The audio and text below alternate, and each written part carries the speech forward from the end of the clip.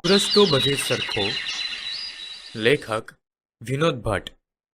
जन्म तारीख 14/1/1938। વિનોદ જશવંતલાલ ભટ્ટ અમદાવાદના વતની છે. મધુર વ્યંગ એમના લખાણોનું પીઠબળ છે. એમણે હાસ્ય સાહિત્યના મોટાભાગના પ્રકારોમાં પ્રદાન કરેલું છે. ઇદમ તૃતીયમ, વિનોદની નજરે, આંખ આડા કાન, હાસ્યોપચાર, ભૂલચૂક લેવી દેવી, વિનોદ ભટ્ટના પ્રેમપત્રો વગેરે હાસ્યરસથી સભર પુસ્તકો તેમણે આપ્યા છે. તેમણે Narmad, Munshi, Jyotindra Dave, Charlie Chaplin, Bernard Shaw, Antony Chekhov વગેરેના ચરિત્રો લખેલા છે. તેમને રણજીતરામ સુવર્ણચંદ્રક પ્રાપ્ત થયેલો છે. હાસ્ય લેખન માટે સાહિત્ય પરિષદને અને ગુજરાત સાહિત્ય અકાદમીના એવોર્ડ મળ્યા છે. આ લેખ હળવી શૈલીમાં આપણી વિચિત્રતાઓ અને ટેવો વિશે ધ્યાન દોરે છે. માણસ વિખ્યાત જગ્યાએ પ્રવાસમાં જઈને પણ ત્યાં વાતો તો ખાણીપીણીની જ કરે, જોવાલાયક સ્થળની ખાસિયતની નહીં. એ ટેવ વિશે લેખક કટાક્ષ કરે છે. જેમ સૂરજ બધે સરખો જ હોય, તેમ આવા માણસો માટે બધા સ્થાન સરખા જ હોય છે. સર્વજ્ઞ ભાઈ નામ પણ જાણે માત્ર ખાણીપીણીનું. એ લેખકનો વ્યંગ માણવો ગમે તેવો છે. વ્યંગાત્મક રીતે રજૂ થયેલ મનુષ્ય સ્વભાવ હાસ્ય નિપજાવે છે. એને મમડાવવું ગમે છે. આ વખતે રજાઓમાં કઈ તરફ ઉપડવા વિચારો છો બાપુ? હજી કંઈ નક્કી નથી કર્યું. છોકરા આગ્રા જવાનું કહે છે. તાજમહેલ જોવાની એમની બહુ ઈચ્છા છે. વાહ, સરસ, ટેસ્ટી. તાજમહેલ અને ટેસ્ટી? એમ નહીં, ત્યાં તાજમહલની ઉતરે ખાડામાં એક દાળવડા વાળો ઊભો રહે છે. સાલો શું બ્યુટીફુલ દાળવડા બનાવે છે, સુપર્બ. અમે તો જ્યારે જ્યારે આગ્રા જઈએ ત્યારે હું તો તાજની બહાર બેસીને દાળવડા ખાઈ લઉં છું. બાકી તાજમહેલ અદ્ભુત છે નહીં? સાચું પૂછો તો બોસ, મેં અંદર જઈને તાજમહલ જોયો જ નથી. ગજબ કહેવાય સર્વજ્ઞભાઈ. એમાં ગજબ શું છે યાર? એક માણસ 14મી ડિલિવરીમાં મરી ગયેલી પોતાની બૈરી પાછળ આ રીતે પૈસા બરબાદ કરે, એ વાત જ આપણને પસંદ નથી. બીજો કોઈ સમજુ માણસ હોય તો બૈરી પાછળ આખું આગ્રા શહેર જમાડે કે પછી તેની યાદમાં તાજમહેલ જેવી કોઈ મોટી હોટેલ બાંધે. લાખો રૂપિયા ખર્ચીને તેણે બાંધી તો એક કબર જ ને. સર્વજ્ઞભાઈ, માથેરાન જવા જેવું ખરું? દાદાગીરી બોસ.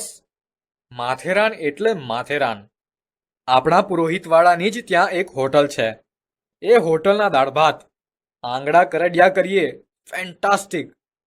ત્યાં જોવા જેવી કોઈ ખાસ જગ્યા છે ને, ઘણા પોઈન્ટ્સ. સનસેટ પોઈન્ટ, એકો point, panorama point. Panorama point પર એક નારિયેળવાળો બેસે છે. અમે તો ઘણીવાર નારિયેળનું પાણી પીવા માટે જ પેનોરામા પોઈન્ટ પર જ જતા, બીજા કશા ખાતર નહીં. તો નારિયેળ પાણી ખાતરે તમારે માથેરાન તો જવું. દાર્જિલિંગ આ સિઝનમાં મોંઘું પડે? સહેજ પણ મોંઘું નહીં.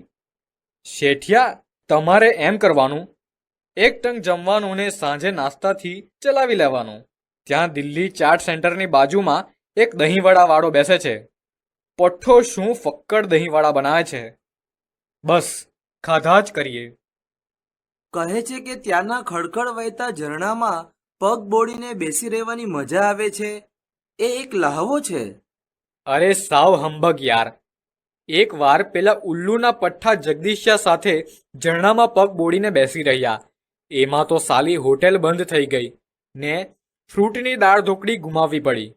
ત્યારથી પ્રતિજ્ઞા કરી નાખી છે કે ખાધા વગર હોટેલની બહાર પગ ન મૂકવો. અને હવે તો આતંકવાદીઓને કારણે સાલી કાશ્મીરમાં ગરમી પડે છે. તો મહાબળેશ્વર કેમ રહે? અરે ડોન્ટ મિસ ઇટ બાબા. પણ મહાબળેશ્વર જવું હોય તો કોઈ ટ્રાવેલર ટૂરમાં જ જવું. સાલી પછી કોઈ ઝંઝટ જ નહીં. 2 ટાઈમ ખાવાનું, 3 ટાઈમ ચા નાસ્તો. પ્રહલાદ ટ્રાવેલર્સવાળા આપે છે. તમે કહો એ નાસ્તો આપે.